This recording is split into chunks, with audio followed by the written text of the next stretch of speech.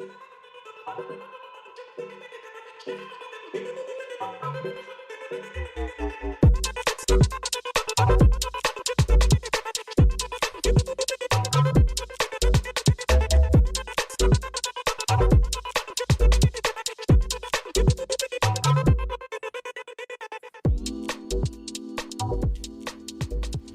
right, welcome guys to the Brand Identity Design Business Podcast. I am your host, Jason, and I have been doing this series called as the Dark Side of Entrepreneurship for about 2 years now, and the aim of my show is to educate entrepreneurs such as yourself. Some of them are creatives, some of them are just regular entrepreneurs, with giving you guys ideas, recommend strategies on how to deal with adversities while running a business. And I do this by interviewing high-level business executives like the person whom you see next to me, who are willing to share their personal and professional experience with my listeners. My podcast is heard in about 33 countries at this moment of time. I've actually done quite a lot with my podcast. I've been fortunate enough to do this from the past 2 years. So I appreciate all the love and support I have been getting from you folks. I want to make a quick few announcements before we move ahead with today's show. The first one is I am trying to build up an email list so that people get notified about the events which I do on LinkedIn. If you have not subscribed yourself, very simple, send me the word subscribe with your email address, and I should be able to add you onto the list. I only talk about my podcast and anything related to podcasts, so you would not be spammed. You would just get insights and information about podcasts. Second thing which I want to make a quick announcement for is that I have applied to be nominated for 2 awards this year. The first one is the India Audio Summit Awards for podcasts. For the year 2024, and the second one which I just applied on Sunday is the National Creators Award 2024 by the government of India. So please wish me luck. I have really tried making this a big success in a 150 square foot living room. That's how I've been doing this podcast from the past 2 years. It is a grind. It is a struggle with limited amount of bandwidth, limited resources. Everything which you see happening today is out of that limitation. But I'm really blessed and fortunate to have come this far. So today's episode, I have divided into 2 sections because I thoroughly enjoyed this book by Radim. 2 books. One is Creativity for Sale and the second one is Mindful Creative. And it has so much amount of information which I so loved. And I spoke to Radim just a few days back and I was like, bro, I think we have to do like 2 parts because I don't think we would do justice by just doing 1 episode. And I'm so happy that he gladly accepted it. So today's part 1 is about the business of creativity. Okay, we would be touch basing on the first book, Creativity for Sale. And it's going to give you insights on how creatives can be empowered to start, grow, and sustain a successful career and business. Now, if you're wondering who Radim is, Radim Malinic is a multi-talented creative director, designer, and a best-selling author based out in Southwest London. And he leads a studio called Brand New. It's an award-winning branding and creative studio. He also has an independent publishing imprint called as Brand New Books.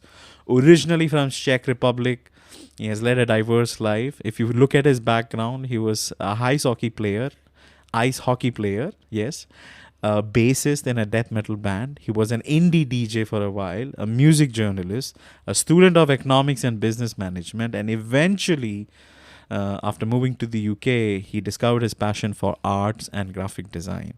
And Radim has worked with numerous brands, companies worldwide, including Harry Potter, London Film Museum, Adidas, Dolby, WWF, USAID. He's also a keynote speaker at events like Adobe Max, OFFF Barcelona Design Festival, FITC. He also serves as a guest lecturer and a brand ambassador. He has done a lot of stuff.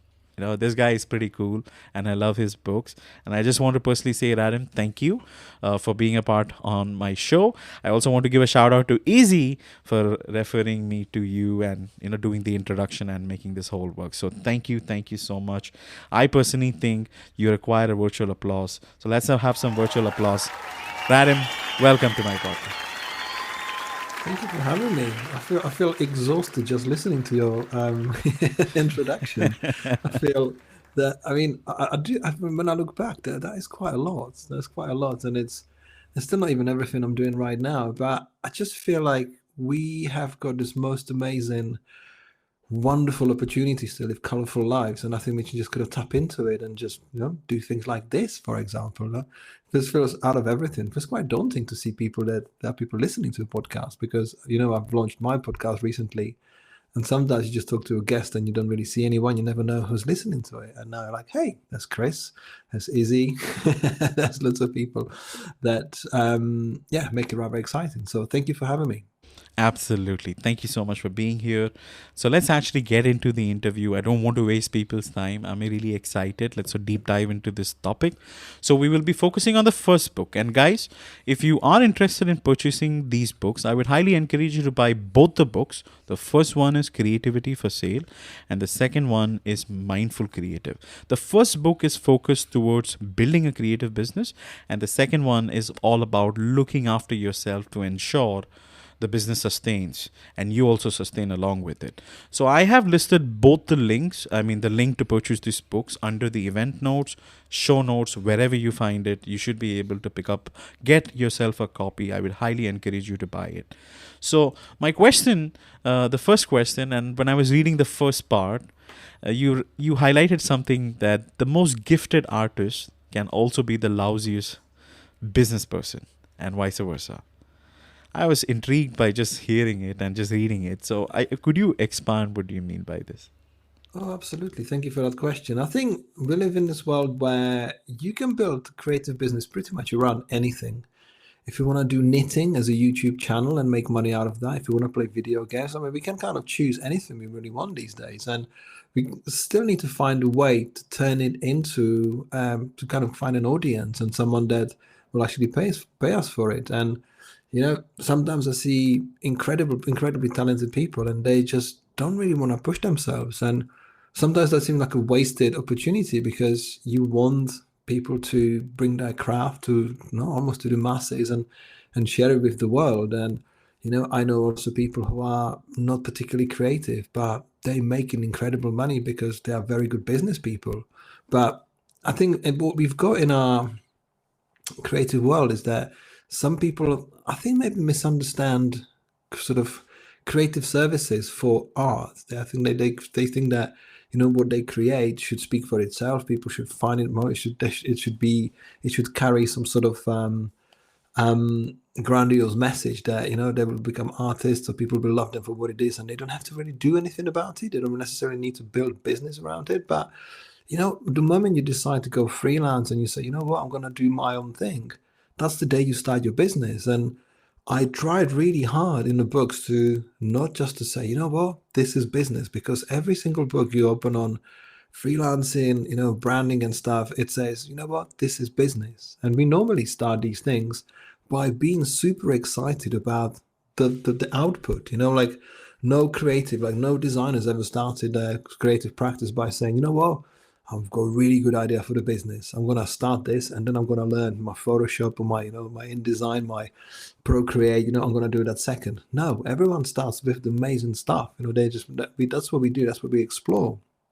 So no band, for example, is started by thinking, oh, in 5 years' time we're gonna play arenas. We're gonna write most amazing songs. No, you start writing the songs in the first place, and then you see how you build your band and your career around it. And that kind of applies to creative businesses. Like we do the things that move us and give us something to be excited about, and then to make a living out of it, we have to kind of build a framework. And in 2024, there's no excuse by sort of pleading ignorance that you don't know how to build business, because I thought about it a lot, and actually I've spoken to Izzy about it on my podcast a while ago when we were recording a session, that when you push yourself, when you do your own thing, it comes with a lot of uncertainty. You don't know necessarily, what might pan out, how well you do, where you're going to get your clients, how you're going to get paid, that kind of stuff. It feels like uncertainty.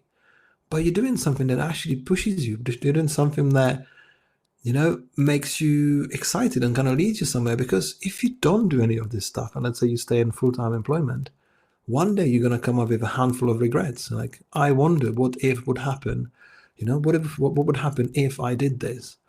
But when you think about it, when you're employed, when you don't push yourself, you don't drive your destiny in a way. You don't drive your fate, because you let someone else choose the work that you do. You let someone else to pay you. You let someone else to name the company. You let someone else to decide on the clients, and you are just part of it. So you can lose your job anytime they decide to sack you, and you realize, oh shit, okay, maybe I should have gone and drive my own destiny.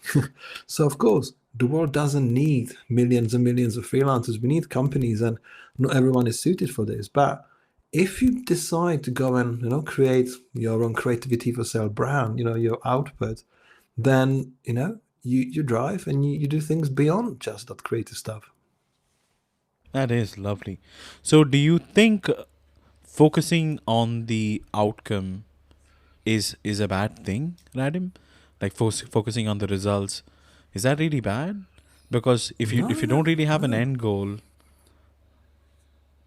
go ahead. No, it's not a bad thing. Obviously, but we need to sort of give it a bit of a focus on what you're trying to achieve, because we've got goal setting. Like we have.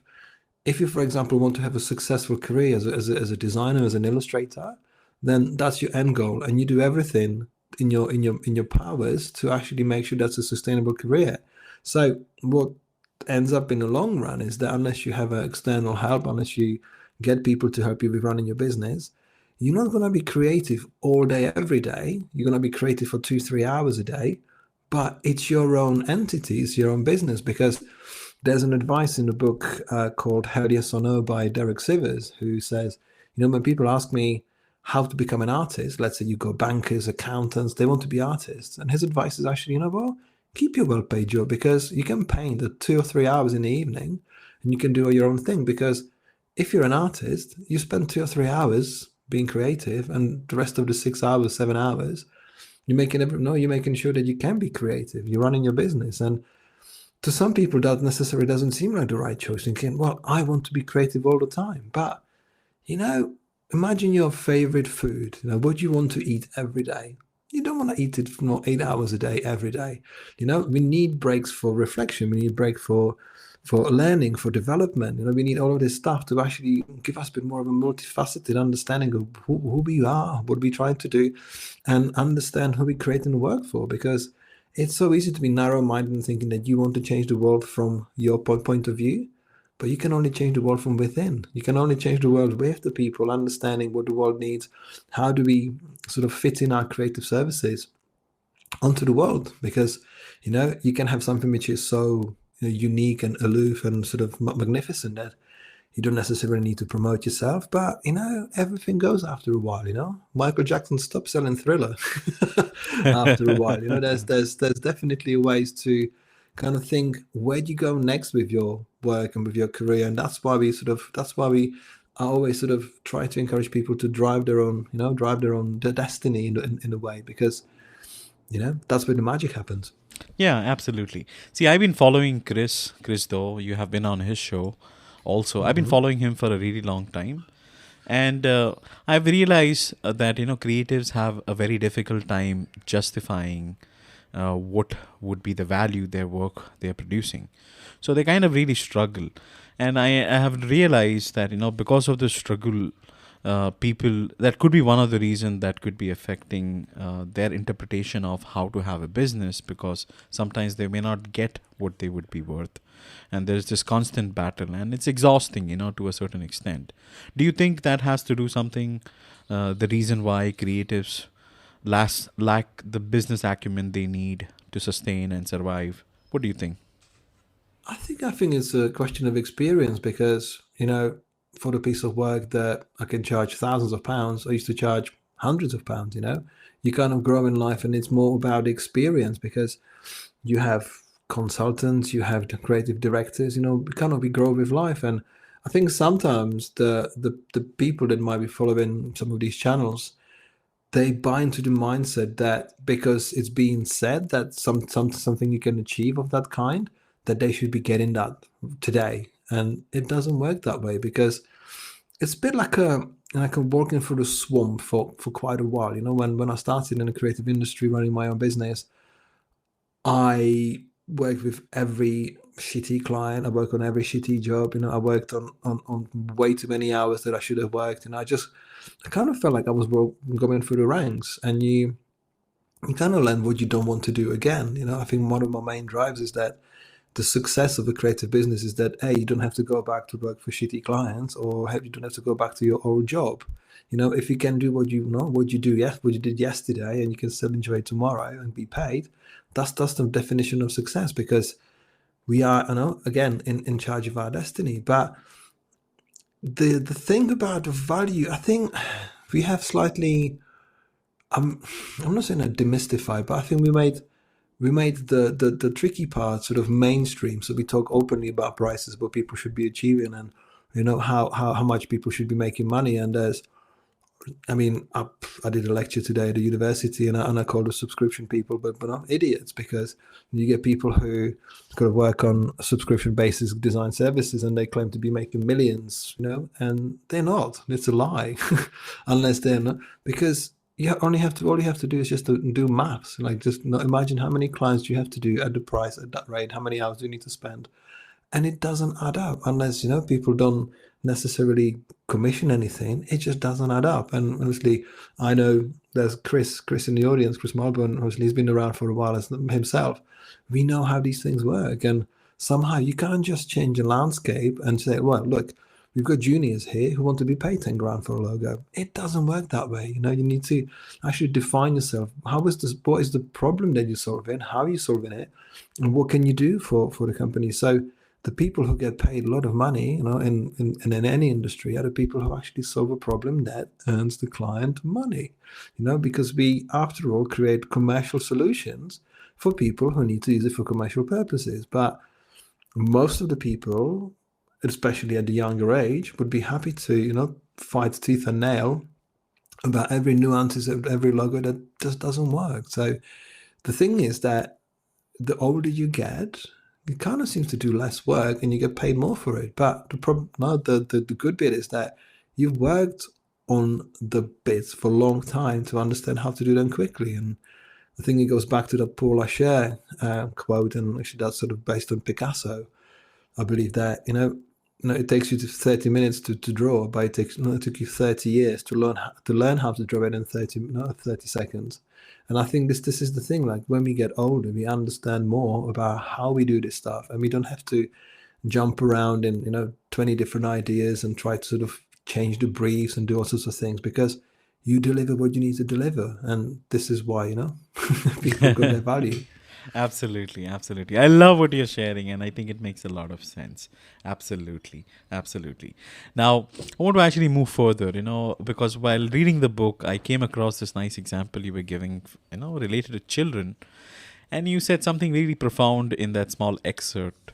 You said that babies, when they are working on their creativity, they don't worry about strategy. They don't bother about mood boards, sketches, swatches. They don't worry about feedback from their peers, competition, or even clients. They don't worry about the outcome at all. They are entirely focused on the act of making and creating and exploring in a raw, unfiltered, and uncensored way. They kind of get lost in the whole process. Okay, what lessons do you think we as creatives or adults can learn from this uninhibited creativity of children? What are your thoughts on that? I mean, me and my wife has produced two little creative powerhouses at the age of 4. My boy is 4, my girl is 7, just going on 8. And I just love my kids just not thinking about what they're making. They're just like, okay, I'm going to draw a camel. What sort of camel? You will see. Let me just draw a camel. And you're like, is that a camel? Definitely yes. Okay, cool. That's a camel, And I think there was a Ken Robinson who was once doing a talk. Ken Robinson was one of the famous champions of education, of creativity, champions of creativity in education. And he said there was a girl in the back of a class. They asked her, like, what are you drawing? She said, I'm drawing God. It's like nobody knows what he looks like. Well, they will know soon because I'm drawing the god. And I just feel like with kids, it's an amazing reminder that you know what? It doesn't matter if it's dark blue, gray, blue, black, whatever they decide to use colors, thick outlines. It's their work. They're like, okay, I'm gonna do this. There's like they don't have a precedent to judge it on the basis of like, okay, you know what? I have created I have drawn a really nice camel before. Now I need to think about how to draw even nicer camel. You know what? I wonder what my dad might think of the camel. It's like, no, Dad, you're getting a camel on your office wall. Brilliant. Let's get a camel. And what else are you gonna draw? And it's nice to sort of see like how boys and girls differ at a younger age. And my boy is just sort of coming out of his shell when it comes to being creative. And yeah, he just sits down, uses every color, and you're like, look, that there is. It's like it's an open thing. Like imagine whatever you did for the first time, how amazing it felt, and how you sometimes struggle to recreate that feeling not ever again. Because when I watch them and when I kind of see like about a creative bravery, we wonder what people might be thinking of us. We always think like, oh, I wonder what, if I share it with the world, I wonder what they will think. And sometimes in life, you go and think, no, am I wearing the right stuff? Or did I dress nicely? Or is this the right thing to do? And you kind of worry what people might think of you, only to realize that people only think for themselves. You just got a passing value, and people just don't care. Like you see someone's work, especially now, people swipe. Like you put something on Instagram, you can be crafting it for days. And you with someone on a train going through the pictures, they're like, bam, bam, bam, bam, bam. They don't like, they can look at it, put a like, go. Like, people don't necessarily sort of pay too much attention. Yet we worry what people might think, how many likes we might get. We never have defined number of likes. So if you don't get as many likes as you didn't know, as you got on the previous picture, that plays with our minds because creativity is used for external validation. Part of this is to validate it for us that we have chosen the right thing for us to do in the world, and that we will get paid, that people will like it, that people will come back. There's so much anxiety attached to creative process and creative business, which is unbelievable amount in a way. And I'm very much a first-hand account of like how many unresolved issues from my childhood and from my upbringing, from adulthood, manifested themselves in a way of like, okay, I can happily close the door for 4 days a week and just work every day, every hour of every day, every waking hour, because I was looking for outside, a validation and gratification, like instant gratification from the work, because you can play the long game, which is delayed gratification, and you can play the instant game. So you can post something on what we used to do like Twitter or whatever, and someone says, "Oh, I like this." You're like, "Oh, great! I've used my time wisely." You wouldn't need to wait for someone to see it somewhere else, or being printed, or being done in commercial space.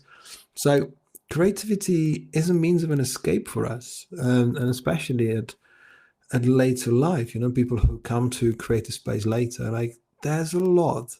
And that's what we're saving for the conversation on Saturday. There's a lot when it comes to our minds, our anxieties, our insecurities, that sometimes it's the right fuel for our creativity, and sometimes it's actually the what can impede our creativity. So when you got a blank canvas of a child, they don't really worry about anything. There's no precedent, they just do it. So yeah, I think we can kind of learn from them, because who cares if you do a thing in your home and you don't worry, because when you draw a line, when you draw a circle, when you make the first step, that's when the magic happens. Absolutely. I could not agree with you more. I kind of apply the same methodology when it comes to creating content for my podcast. For the initial, few months when I started, I was heavily focused.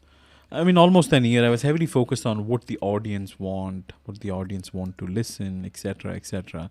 And over the course of time, I realized, Radim, and I've said this before, that I found it very exhaustive and draining, because it's difficult to please others when you're trying to create stuff. And then what I did is that I shifted towards what I want to create and just focused on myself and just build around it. So that really helps. And I think your example makes a lot of sense. Let's actually talk about perfection. And I've been, kind of thinking about this perfection, the word perfection, for quite a while. Does the pursuit of perfection, according to you, hinder our ability to achieve success, or do you think it's necessary? It's a necessary drive for excellence. I think that's a good question, by the way, but I think it depends on your goal setting. But before I answer your question, I wanna go back to your point where you said I was pleasing the people what they might be wanting to listen to. And there's a great phrase which says, if you want to get a wrong answer, ask everyone. So it's just like these books, for example, could have been absolutely anything, but you just have to stick to your message. Like, who are you and what do you want to bring to the world? Because people will show up. It might be 10, might be 1,000, might be 5,000, might be one. But it's about showing up and doing your thing, because how many people in the world are doing incredible work, and sometimes you get musicians where they stick with the style for 20 years, and I'm like, how do you do it? I can't do one thing for 20 years. I can't do one thing for 5 years or 2 years. And I think the word is about when you find your own patch, when you find your own sort of connection with your creativity, it doesn't kind of matter how perfection, no, what how sort of how if you put a focus on perfection or not, because some people might be, I think, hindered by the process, creating elaborate pieces for which they might not find the right output to get them out there in the right way, if that makes sense. Because you might be making things that are really elaborate, like detailed pieces. Well, those are not suitable for Instagram squares or for LinkedIn posts. You need something which is immersive.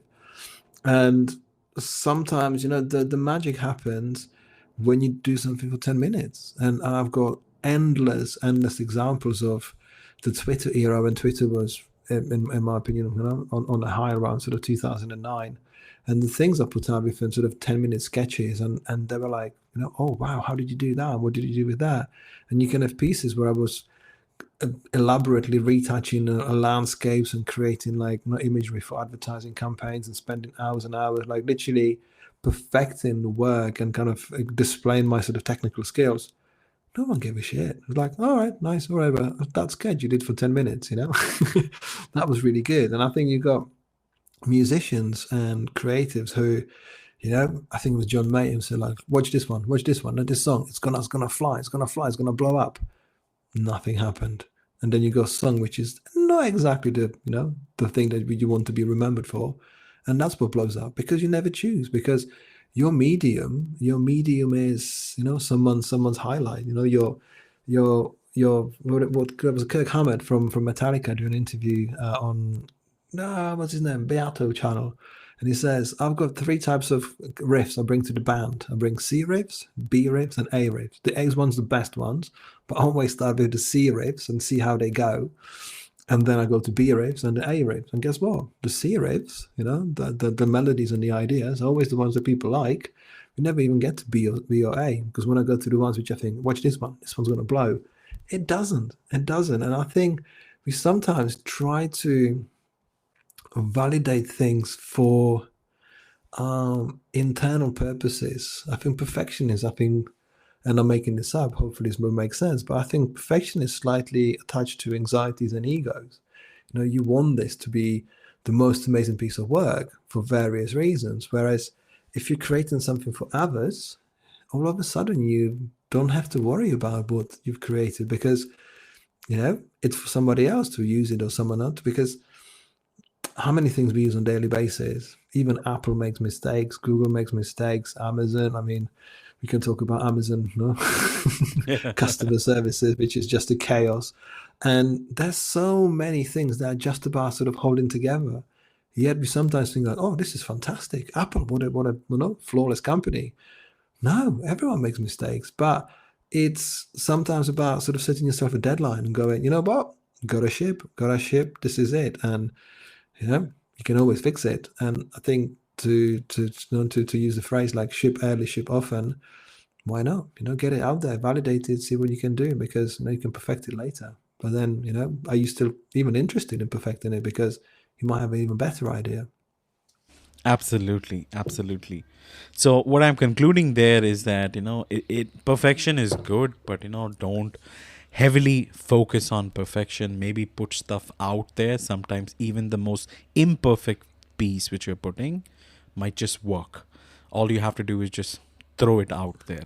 Don't worry I about. mean, if I can add, sorry for speaking over you, but I think it's taking pride in your work. I think you want to put stuff that you're comfortable with, and then you put your soul into it. Because if you bullshit your clients, they will see through it. If you're doing it for money, people will see through it. But when you put your soul into it, like, people will see that you're doing it for the right reasons. So perfection, Michael Jackson created things that sounded amazingly to him, and I don't know why I keep using Michael Jackson today, but yeah, sometimes people just will miss it. So it's just more like, if you do honest work and if you put your soul into it, that's what matters. Absolutely. Absolutely. I could not agree more. Lovely. Beautifully said. All right. Before we move on to the next question, I wanted to quickly give a shout out to somebody whom you see down in the audience. His name is Donald Ziraldo. He has been on my podcast. We had such an amazing interview. Thank you, Mr. Ziraldo, for being a part of this podcast. I also want to give a shout out to Leslie, Easy once again, and Brian, Mike, Bradley, Summer, Carol, Ben, whoever is listening, including you, Chris. Thank you so much for your love and support. If you do want your friends to join this conversation, if you're enjoying what we are discussing, please use the share button, invite a few friends, send them a DM, bring people over. It would help. I think people would get a lot of value from this conversation. Now, I want to actually touch base on how we label the business of selling creativity. And in your book, you've kind of highlighted like 8 different categories how a business can be classified. I think this information is really helpful. Would you mind touch basing on it and telling us what are those 8 sections? I need to open a book on the right page. It was a while ago, but I think so.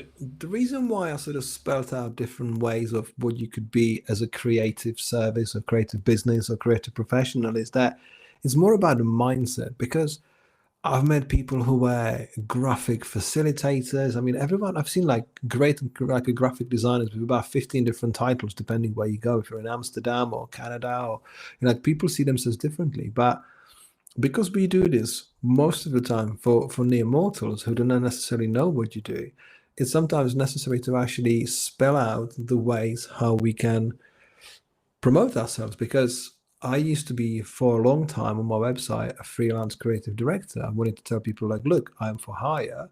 I'm a freelance creative director. And the first question would be like, oh, there's actually 2 types of questions. It would be, okay, so what agencies do you work for? Oh, no, actually, I work for myself. Because I know that people, because of a Google SEO and Google search words, when people look for someone who is available, they look for freelancers. But there's 2 different meanings to being a freelance. So you will get inquiry from someone looking for freelance creative director or freelance designer.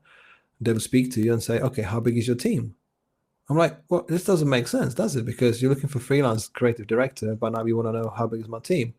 So of course I'll be like, oh, look, listen, I'm happy to put light on a thick a little bit and say, well, there's 10 of us. Obviously, you can always get 10 people on the project if you need to. This is never a problem to scale up your business depending on the project task. But the thing is that freelancer in a traditional way is someone who's hired by companies. Like they could be a camera operator, they could be, copywriter, they could be people like just come up, sort of like a problem solver. So I kind of see sometimes freelancers like plumbers or tradies or whatever you are in the world, where you're there to solve the leak. I've got a leaky pipe, I need a plumber.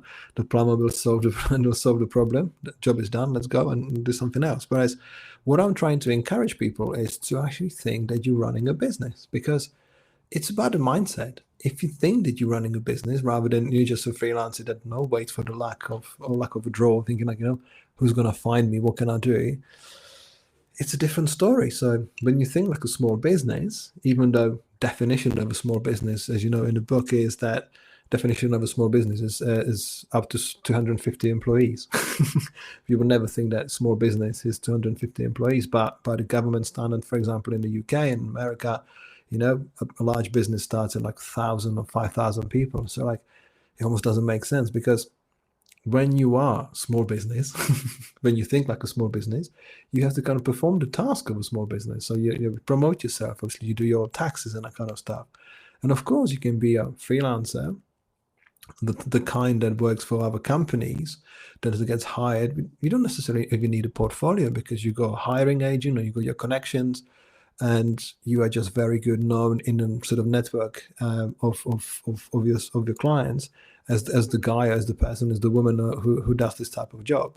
So you almost work just the recommendations more than you need to promote yourself. So if you think about a second kind of a freelancer who's got a website, it's got social media presence that runs everything sort of more officially, that's not really freelance. That you are just actually, you are the person. And I think what we need to do, we need to feel more empowered to say, I am running my own business. I am this. And in a way, I'm kind of encouraging through the book to actually think, you know what? Let's double down on who we are. Let's double down on what makes us unique and what we can do and build sort of brand of creativity, because all of us have a creative signature. We all have a creative style because signature styles that make us us. And it can feel quite daunting to think, at the beginning, especially when we set out on this journey, like, okay, so this is what do I do?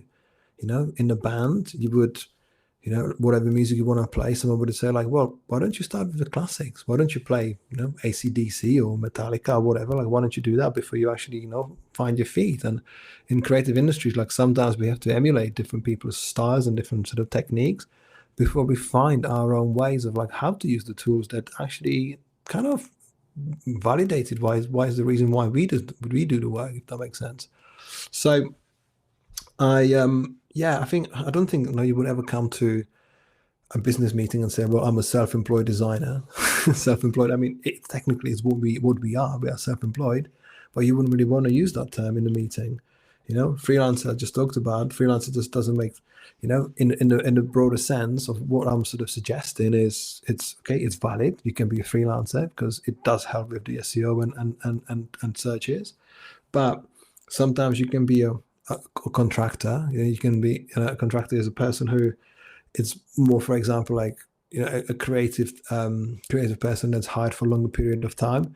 And I think sometimes these ways depend on how you build the block of time that you spend with someone, because when you're running a small business, you talk more about the problem solving, you talk about more of the project, and you talk about less about the detail. It's I'm not saying it's not necessary, but it's less in focus because you actually can almost be like a like for like business. So let's say you work with a small startup, let's say up to 20 people or up to 10 people, it makes you more comparable to their business rather than, oh, it's just a little me, fighting against against the tide, which it doesn't have to be that way. So and we also have a consultant, which is more someone who doesn't necessarily activate or deliver the work. It's just there, to look at to look at the issues.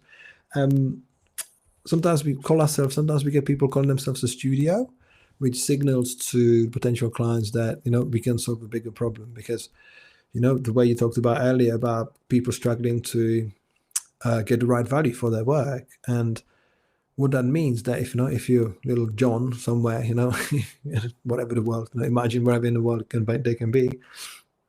Look, I'm John Smith. I'm a freelance logo designer. Rather than we are the Smith Studio creating world-class solutions for our clients. It's already about the business mindset. You've got different mindsets. You project a different message to people, which makes them believe that these guys actually can do more than or at least enough that we've asked them to. Whereas if you're a freelancer John Smith, logo designer, you've kind of create yourself your sort of own barriers, your own sort of limitations, and that doesn't necessarily let you to grow if you wanted to grow bigger. Because I always have to stress that this is not for everyone, and quite rightfully so. Some people are happily employed, and some people are happily keeping it small. But again, if you want to grab that wheel and drive your own fate and destiny in a way, you can create and adopt this mindset, because it's about how we perceive ourselves, how we carry ourselves, how we talk about ourselves, how we speak, how we project our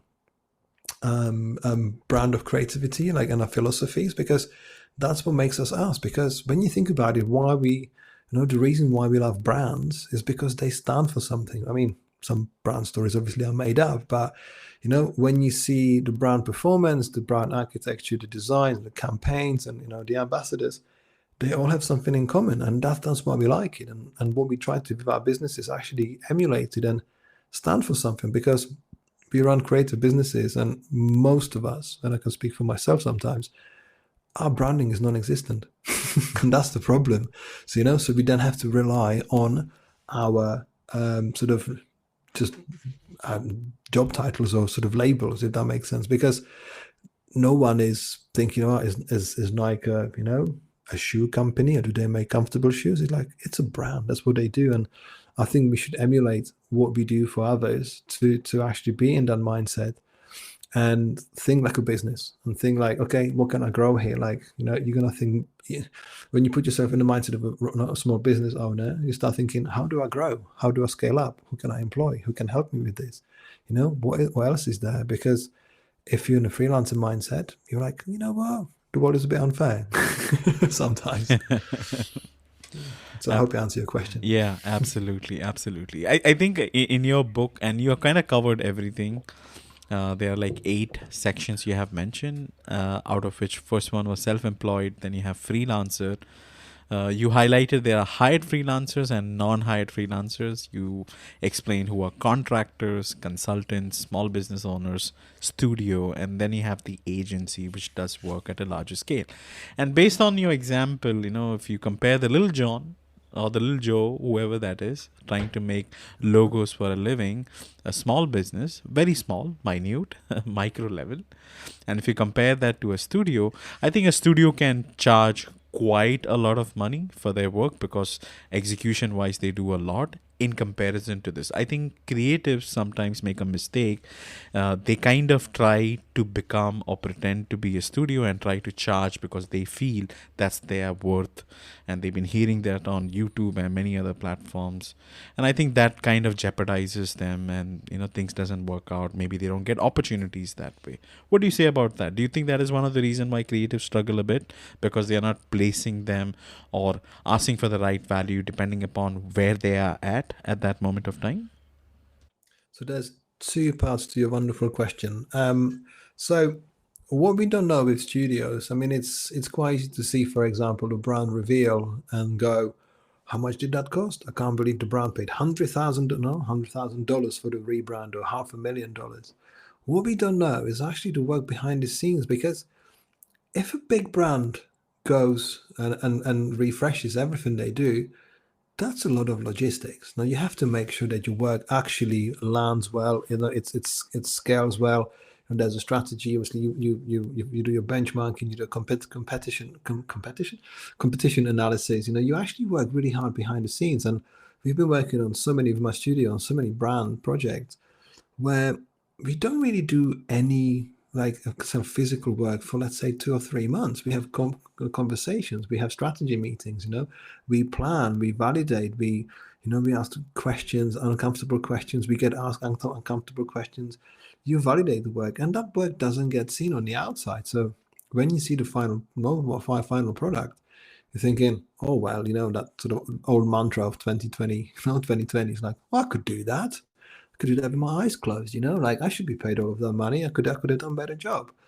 Well, the thing is, the reason why the studios and agencies employ extra people is because it's teamwork. And as a freelancer, you can, if you go on a small sort of freelance business website, you can see that work looks like it was done by one person, because they don't necessarily have that broad brush of how they can deliver things that are engaging or different, or sometimes they just explore their signature style way too much. You don't necessarily even think about competition.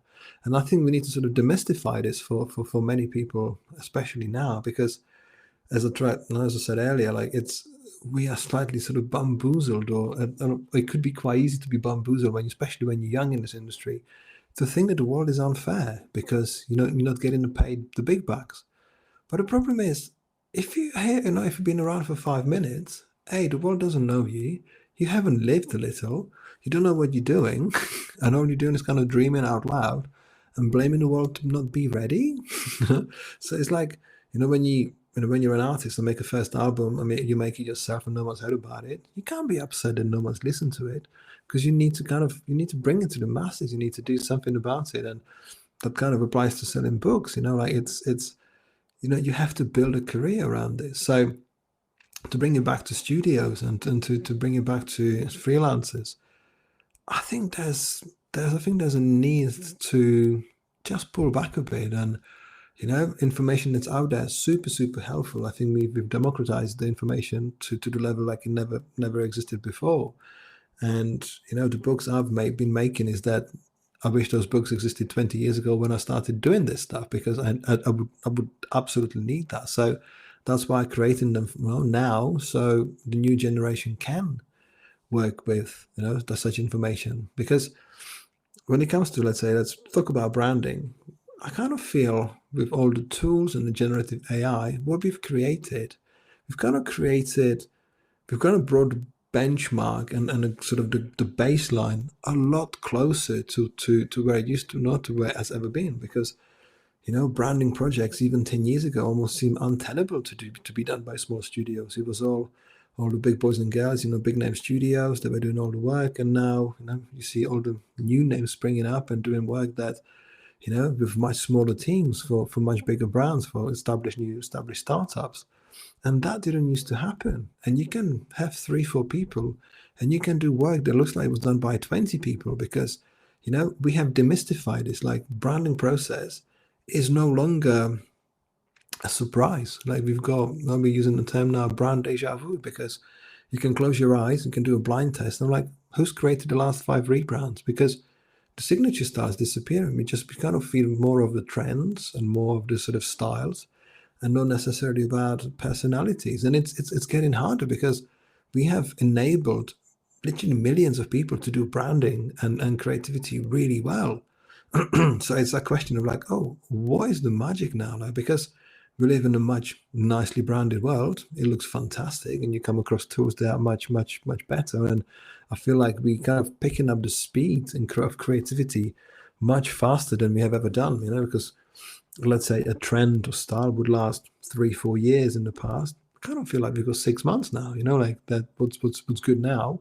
It's kind of almost obsolete. It feels a bit sort of overdone, because anyone from Brazil, China, Vietnam, I want to say Ukraine, hopefully Ukraine, anywhere in the world, you can see stuff happening online right away, and you can recreate it. We can brand whatever your new project is. We can sort of borrow the ideas, and I think that's the importance more than ever. Like, how do you actually create something that the world needs that hasn't got it yet? Because we are all trying to reinvent the wheel, and we all start with the wheel.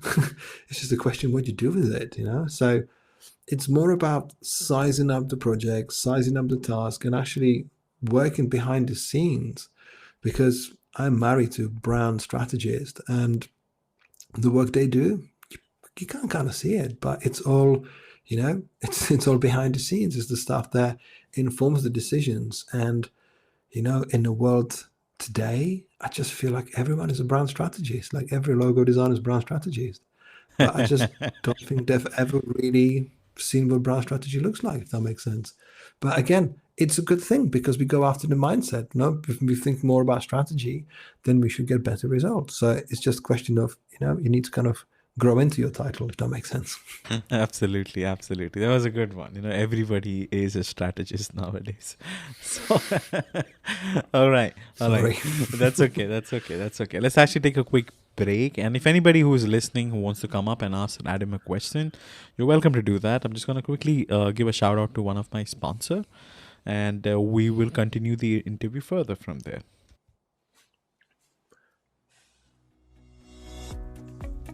Are you a professional speaker who's frustrated because you're not getting paid for the value you deliver? If so, the Get Paid from the Stage program was created for you. During our 6 weeks together, you will build the framework for your speaker business. You'll create an amazing speaker package that event organizers are going to take notice of. And I will walk you through the sweet spot for pricing and many other things that are going to make you referable so that you can earn the high dollar value that I know you're delivering. Be sure to sign up soon. Our next cohort begins March 2nd, and it's limited to no more than 10 people. Send me a note and let me know that you heard about the program from Jason's podcast to get your free 1-hour consultation with me at no extra charge. I can't wait to see you get paid from the stage. Awesome. So the voice you were listening to, that's Carla Howard. She was a guest on my podcast. She spoke about how to become a 5-figure speaker. I have links to this cohort or this get paid from stage course she's doing. I have all the links under the show notes. You should be able to find it under the event notes too. Please take advantage of it. At least have a conversation. I think she's great. I think this would be specifically for people from North America. If you guys are outside North America, just talk to her, see if that works out, and go from there. All right, so moving on to with our interview. When I was reading the book, I did come across the small excerpt wherein you speak about do what you love, and you call this as a myth. Okay, and the quote is, if you do what you love, you will never have to work a day in your life. So why do you call this as a myth? I think everyone who's done a day of creative work will like, wait a minute, so you've promised me to love what I'm doing, and yet I'm having to fight in battles. I'm in trenches, fighting with my clients to actually get not a good piece of work done. Because when I started in the industry, I always say quite openly that I didn't suffer with any imposter syndrome. I suffered with idiot syndrome because I was absolutely intoxicated with the idea of creating, beautiful work. Of thinking, look, right, they gave me a job as a graphic designer. I'm going to show them everything that I can think of. And I had no idea, like what we're describing so far with the people that might be running small, quite sort of newbie operations. You haven't got a clue what has happened yet. And, the creative industry kind of promises you this sort of this reward of like, okay, so you do creative work, you will enjoy yourself, because that's kind of why you got into it in the first place. So I do say that sometimes creativity has got a marketing problem, because we talk about it. I mean, you don't have to go to any sort of place far and wide to find someone on stage who's at the beginning of their career going, you know what, I love what I do. I do know that this is why I got into this. But we don't see any other jobs being advertised in the same way. We don't see bus drivers being, recruited by sort of big campaigns saying, hey, you will love driving this bus every day. You will love fighting fires every day. Like, we seem to have this sometimes unnecessary perception that, because it's creative work, that it's going to be easy, and it's not. And that's kind of the right thing, because we need a bit of a romance. We need a bit of a thinking, okay, this is the romantic proposition of that. I'll be sitting in my home, doing amazing work, and everything will be going well. There'll be no problem at all. I'll be get paid. I'll go on nice holidays. Kind of like a life of a mysterious influencer. You see people going like, it's so easy, whereas it's not, and it's not meant to be right. It's not meant to be easy, because how quickly would you lose an interest?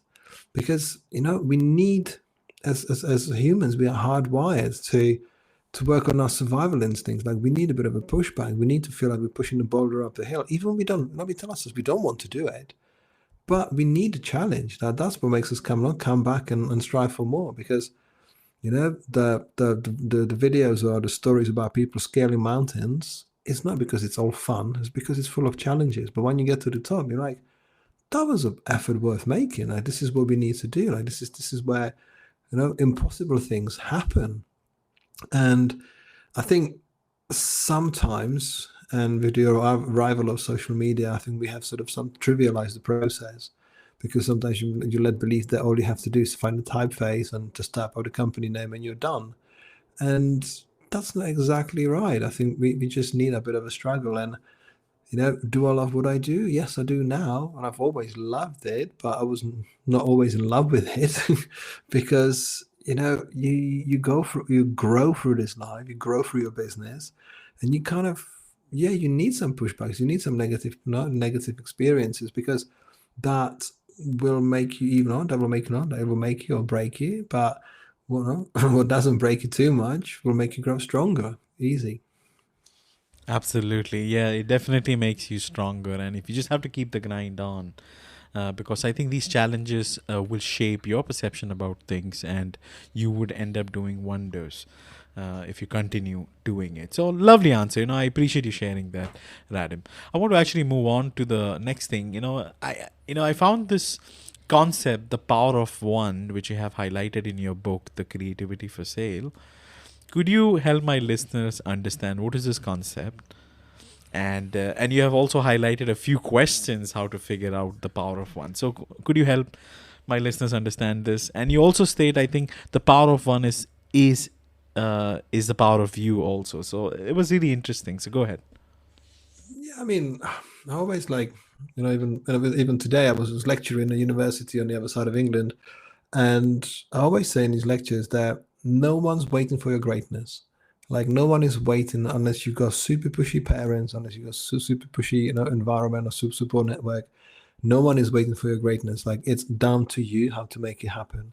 And for me, in early 2000s, I found this book by Paul Arden, and the cover on its own is just enough that it said, it's not how good you are, it's how good you want to be. And that kind of gave me an idea, like, what do we do? Like, no, because I knew I couldn't be the best in the world, but I knew I can strive to work on myself and do the work. Because when you think about it, I use it sort of example as Usain Bolt goes and runs 100 meters, he goes to that line, he's ready, and he runs. But what we don't know, what we haven't seen behind the scenes is the training, is all the training he's done. Obviously, is the backroom staff, is the psychology, is the sport therapist, all of the sponsors, all the gear. That's a big machine behind someone. Like we know, how much they want him to be great, but it all stems from him. Like obviously, he's decided to put himself in those shoes to run that 100 meters. And in our creative work, sometimes I feel like there's a parallel. It's like, how much do we want this? How much do you want this, and how good you want to be? Who do we want to be? And where do we go with this? Because we, or most of the time, don't have this defined. We just sort of hope to arrive at this moment where everything clicks, and that doesn't always happen. So in the power of one, it's like you have something special. Like everyone has something special. Obviously, for example, with your podcast, in the book, as you know, I talk about the fuel and the feel as two of the four ingredients. And the fuel and the feel is like, the fuel is like, I want to do something so much that nothing will ever stop me. So you put your focus on a creative career that you potentially would like to have, and you go after it. The feel will tell you what do you want to do with your creativity. Like, okay, do you want to make posters? Do you want to make websites? Do you want to make things for the greater good? That's kind of the beginning, and it all stems from us, because I'm a big believer in collaboration. I'm a big believer of getting the most out of people, getting most out of teams, creating really amazing sort of solutions. But we have 11 players on a football field, on soccer for our American friends. Everyone plays their role, but everyone wants to be really good at their role. You don't have to ask a footballer like how good you want to be, because they've been working to this moment, to play for their country, for example, for many years. So it's kind of like, how do you build yourself? How do you put focus on your personal development and what you want to do with what you've been given? Because the other two ingredients in this equation are magic formula and a superpower. And the magic formula is like, okay, what makes me sort of special? So, is it talent for colors? Is it, the way I want to work with type or stories? What can I do? And the superpower is that sort of element, like is the endurance, is the tenacity, it's bloody mindedness. Like, you just go after what you want to do. And that what makes each individual kind of striving to get to the places where they want to get. And if it doesn't come from you, then I don't think you will ever find it, if that makes sense. Yes, it does make a lot of sense. I really appreciate, you sharing the fuel and feel formula. I had a question around that. I appreciate you sharing that. And also highlighting about the magic formula and using the magic formula as your superpower. Now, in this evolving, evolving landscape of business, I think many creatives and entrepreneurs are really pressurized to find their why.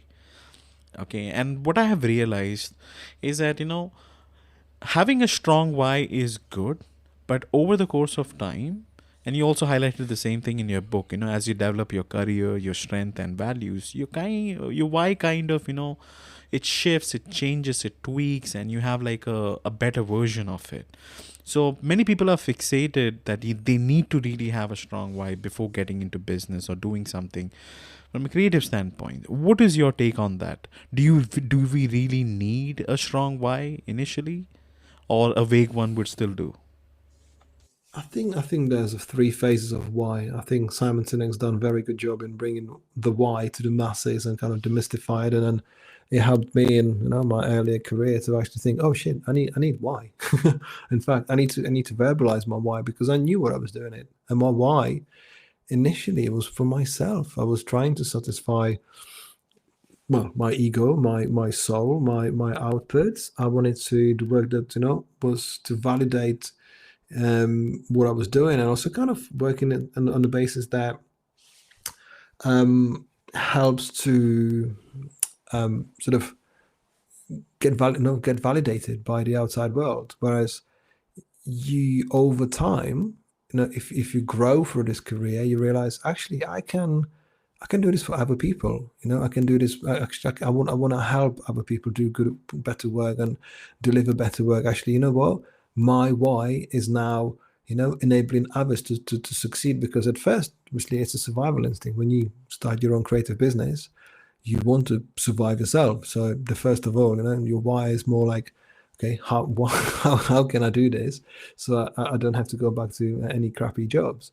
So in the second stage, your why can become more of about, okay, how can I help others? And then in this third stage, it's like almost like, how do I give it away? Like, how can I actually enable the people in their first stages of why to actually learn and let go? Because you see these battles and comments online, and experiences here from people, like how in their first stages of why, like they just want to change the world from their point of view. And I think we need all three stages, but as we grow, it just becomes a bit more easier to let go. And now I'm in a stage where I do this because I want to share what I have found, what I have experienced, what I've kind of demystified, what I've decoded, because I just wish it existed 20 years ago, in a written form or accessible form, and kind of curated in a form that works like a toolkit for creatives or all stages of their careers. Because my why is now to help. It's not necessarily about to validate what my creative output is. Because as you know from my second book, in first 20 years of my career, I've put 30 years of hours. So I don't need any more creative work just to create it for myself, to validate it. Not that I can create the work, and I've got hundreds of pieces of work that I've done. So it's more about how do we help others to succeed, and in fact, how do we have others to succeed as a collectively, as a human, a society, that we can do a better work for ourselves and for the future generations. Absolutely, absolutely. This is lovely. So it does happen that your why does evolve over the course of time, and it's more to serve people, help them out, and doing something for the greater good of humanity, and make something magical out of it. So I appreciate you sharing that, Radim. This is super cool. Now, I remember while reading your book, there's a small section called "Living and Breathing What You Do." I really love this, and you speak about job titles. Okay, the notion of earning the titles rather than just having them. So, would you mind expanding earning these titles than just having them? I think it's pretty simple, but I would like to hear your side. What do you have to say on this?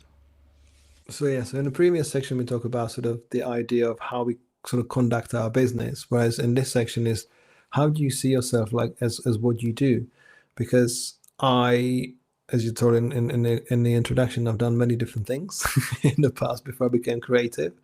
So when I label myself as a graphic designer, I know how much I adopted that mindset from day one, and I told everyone. I was a graphic designer. I was subsidizing my non-existing design career with DJing, and I told everyone in all the clubs where I was playing, I'm now a graphic designer. And guess what? They gave me work, and I kind of wanted to again live and breathe what I do, and kind of say like that this is what I stand for right now, because people will find you, because when you have that title, when you sort of have that mission and the vision of what you want to do, you start showing up. You start showing up, and you start showing people that's what you want to do. And at the beginning of when not, for example, you might be 20-year-old freelance graphic designer, you haven't lived much. You haven't done many projects. You haven't done the work that's needed for you to warrant that title. But it can be seen from, let's say, from senior perspective, like, well, wait a minute, you're only not a rookie with a flashy title, and we can see that sort of divide, like looking over the fences, like, oh well, there's someone who just installed Photoshop on their laptop, calling themselves a graphic designer, whereas I've been doing this for 20 years, and I'm almost reluctant, from someone's perspective, to call themselves a graphic designer. But we need this, like we need those 20-year-old entrepreneurs, or we need this, whatever people call themselves now, within 10 minutes on their social media, like,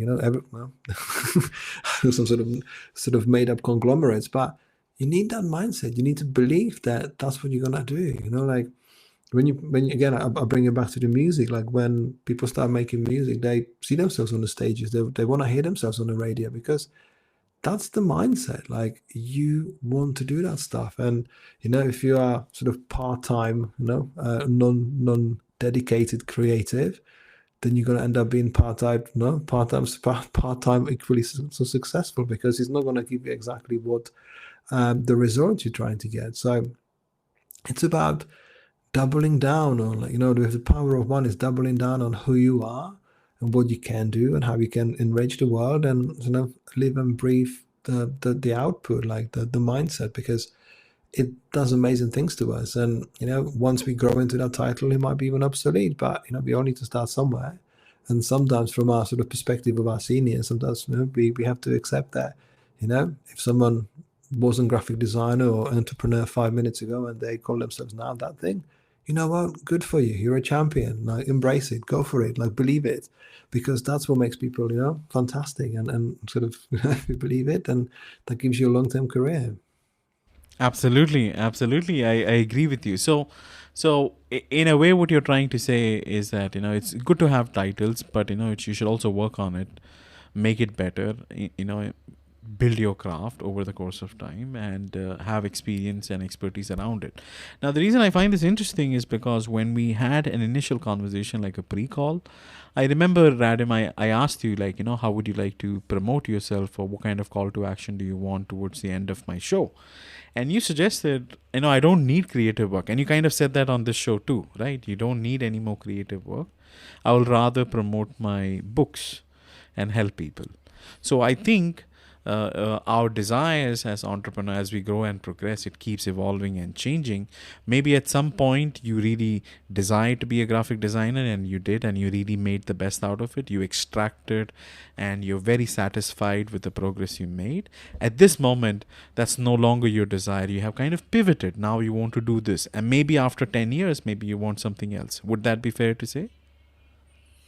Absolutely. I mean, we're still running the studio, we're still doing client work, but we're doing it with a sort of trusted team of clients that we service, and sometimes we add new clients. But creativity overall, and our creative journeys are collections of many experiences, many pieces of knowledge, many skills, many different habits, and this is what makes us kind of living in a Disneyland, because you can be anyone tomorrow. If you don't like a job title, if you don't like a job, you can change. You can literally do a hard pivot and just change it, because there's no need to be moaning about, like, I don't like my clients, I don't like my work, because it's not exactly the clients or the work that's the problem. It's usually the person that's the problem. It's something in our lives that makes us sort of not enjoy the thing. And I just feel like with what we do, we need to think where we're going long term. I mean, it's not always on our radar, especially in our younger age.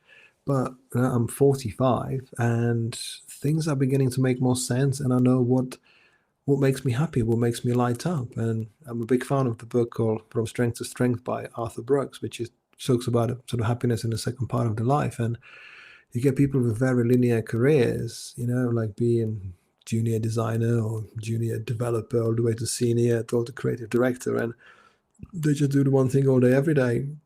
And it's not necessarily about, happiness anymore, because the works get easier and you're not necessarily more involved with it. So I think it's what we do with the findings and how we put them together and what we do with it. That's what makes the magic. That's what makes it interesting, because, variety, I mean, it's a cliche, but it's a spice of life. We want to do things that will make us interested, because if you do the same thing over and over again, you can't expect different results, that's impossible. So that's why, for example, your podcast might change in 2 years' time to be something completely different. You see podcasts on Spotify that started as something completely different 5 years ago, and then it's changed and changed and changed. And what I found as a sort of one side point to this, that I thought that I was going to do hard pivot into coaching and publishing. And I always thought that my career was kind of akin to a speedboat next to a cruise liner. I thought, look, I've been running an agency like a studio and on different entities for the best part of 20 years. And I just want to jump off and, be a little speedboat, do a hard turn and change careers. But it does feel like I'm actually on a cruise ship, like to actually change what I've created. It changes, because the world's got enough creative people, they can do the work, and there's always new people, and we replenish them every year.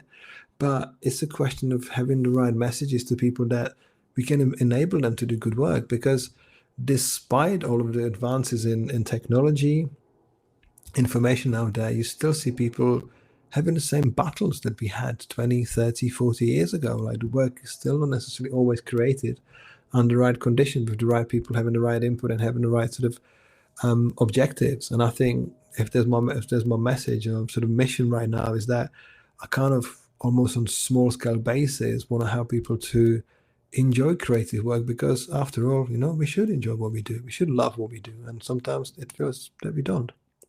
Absolutely, absolutely. When you spoke about doing like a hard pivot, I was just reflecting on myself just a few months back, because I also did a few one hard pivot. I used to be a designer. Now I've pivoted to be a full-time podcaster, and I'm trying to build something around podcasting.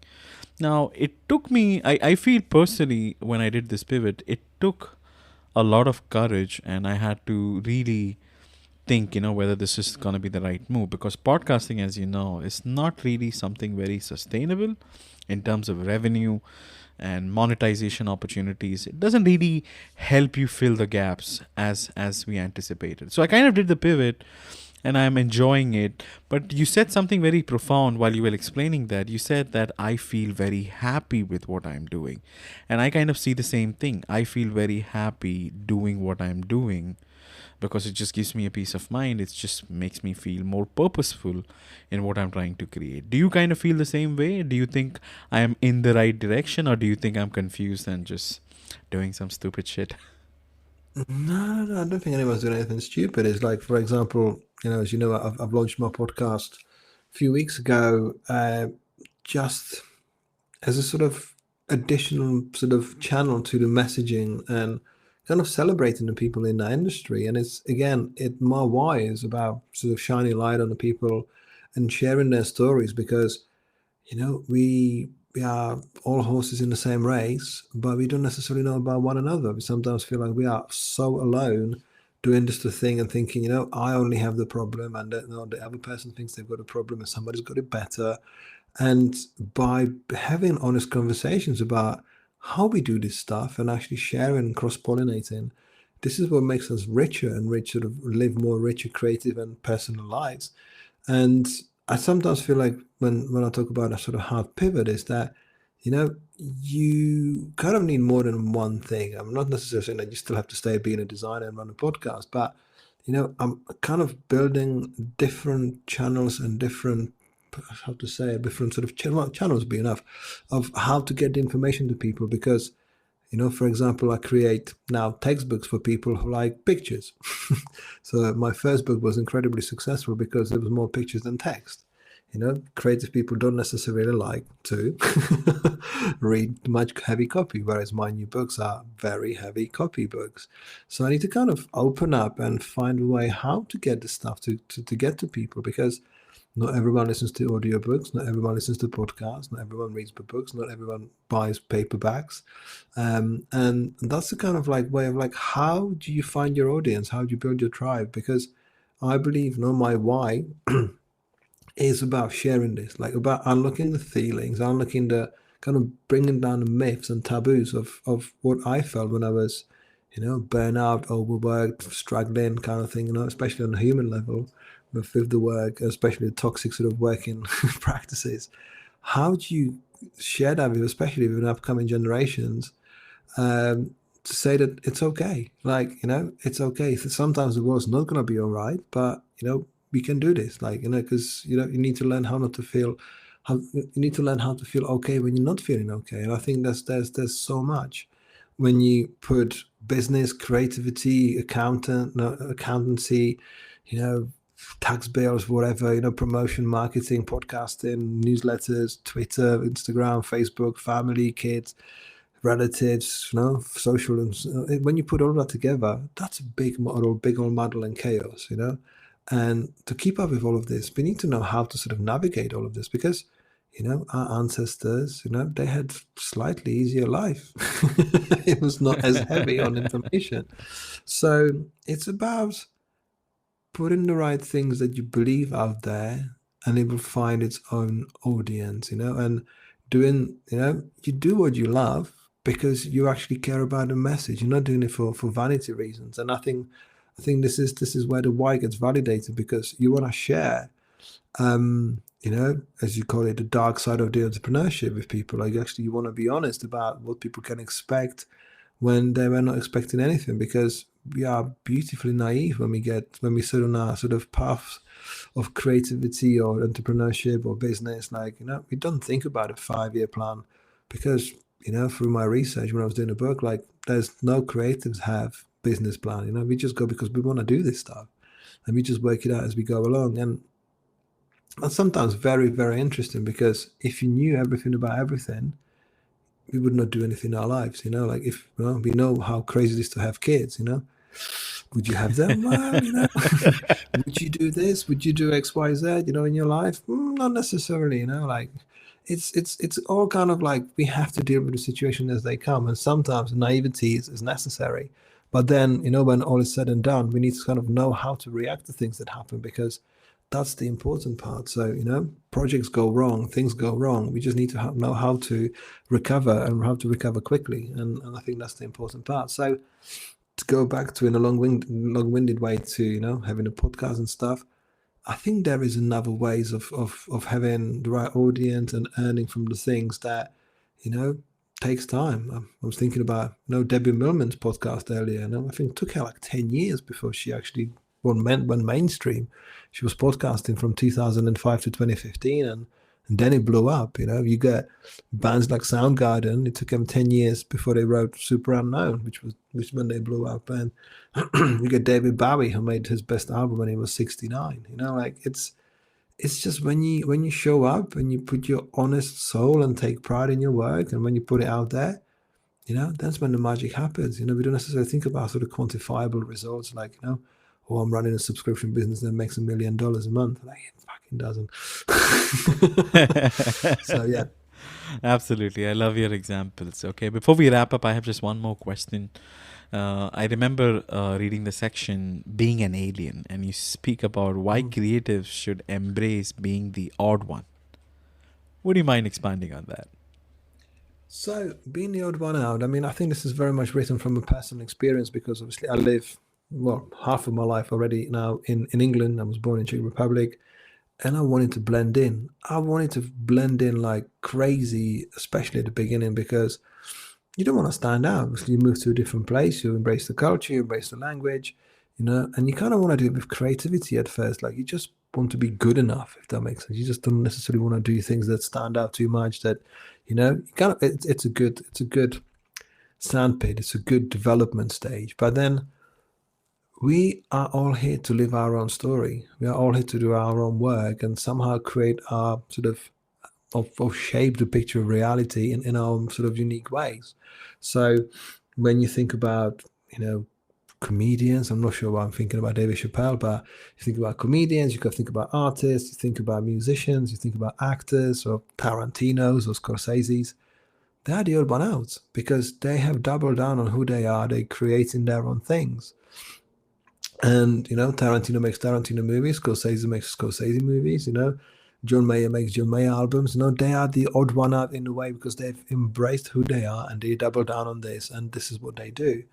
And sometimes when we try to build businesses as an alien, it can feel doubly daunting because not only you try to build a business out of your creativity, you do it in a different language, in a different place. You need to build your whole new support network and friends and clientele.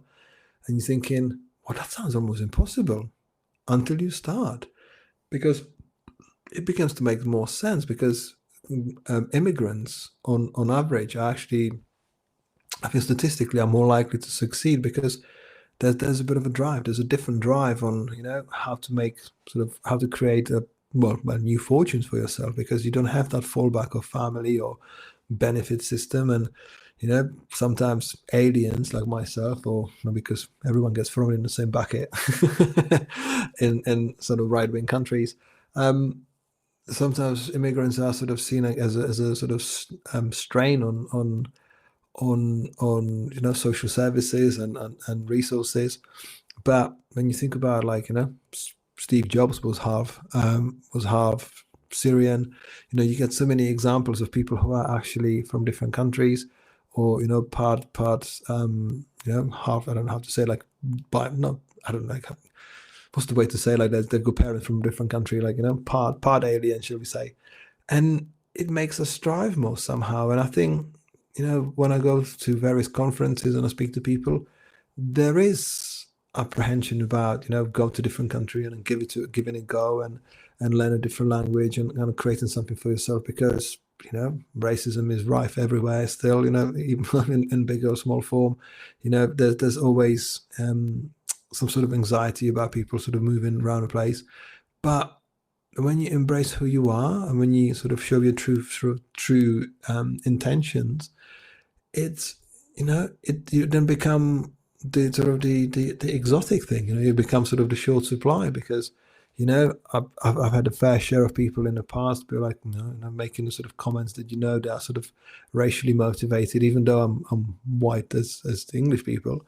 But it's it's about embracing it, because the bolder you feel about yourself, the way you carry yourself, it just falls aside because people start judging you on what you can do rather than your accent or your origins. People just kind of want to buy into what you do, and you start leading from within. So it kind of loops us back on the message from the beginning of the session there. You don't change the world from your point of view, you change it within. You change the world, how you create yourself as a change in the world that you want to be. So kind of creating these tools and these books and these messages is for people to actually live more sort of harmonious life, if that makes sense. I know it might seem a bit out there, but I think with the creative work we can achieve it. Absolutely. I could not agree more. I think you have shared some excellent points, and I'm so glad that we were able to cover as many things as possible from your book, Creativity for Sale. And that's what we were speaking about, guys. I would highly encourage people who are in the creative business, and even if you're not, I think this is actually a very good book. I have personally enjoyed reading it. I love the font. I love the colors. I love the way how Radim has illustrated a lot of points, bullet points. It's not too lengthy. It is 250 plus pages, but if you compare it with other books, I think it's still small. Exactly the way how it is written. It has beautiful images, stuff like that. So well done, Radim. Kudos to you on making such a lovely book. And next episode actually will happen this Saturday. I wanted to actually cover both the things, but I think it would have been next to impossible. So I have scheduled another event on Saturday, Feb 24th, part 2. You should be able to find this under the event notes for this event. If you click on the event, you should be able to find links to the part 2. So please, I highly encourage people to RSVP for this event so that we can speak about how to look after yourself being in business, as a creative entrepreneur. Is there anything, Radim, you would like to share before we wrap up? Anything you feel we may have missed out? I just want to thank you. I just want to thank you for having me on the show, and hopefully it made sense to our listeners. Thank you for promoting my books. You're doing a fantastic job. You did not. So I just want to be very open. No, Radim is not paying me to say this because I've been reading it. I'm not really a guy who's heavily into books. I do read it, but it takes a long time. With this book, it took me a couple of days. I sat myself and I was like, I'm going to read it because I want to prep for the interview and just ask him thoughtful questions, which are related. So it was really fun. So this was really nice. I want to thank everyone who have been listening, all the 7 listeners who are listening to us consistently. Without you, I don't think I would exist. If you have not followed Radim, please follow him on LinkedIn and other platforms. I have all the links. If you do like to get similar content related to entrepreneurship, I have my podcast, which I usually do rooms 3 p.m. Eastern Standard Time every Wednesday. My current season is going to continue till July. After that, like you say, Radim, it's good to take a break. So I take a 2-month break and then I restart the next season, something of that sort. So it's fun. Thank you so much, guys. Please enjoy. Have a nice morning, afternoon, evening, wherever you're listening. Okay, thank you so much. You take care of yourself. Thank you, Radim, once again. I'll be in touch. Thank you, Jason. We'll speak on Saturday.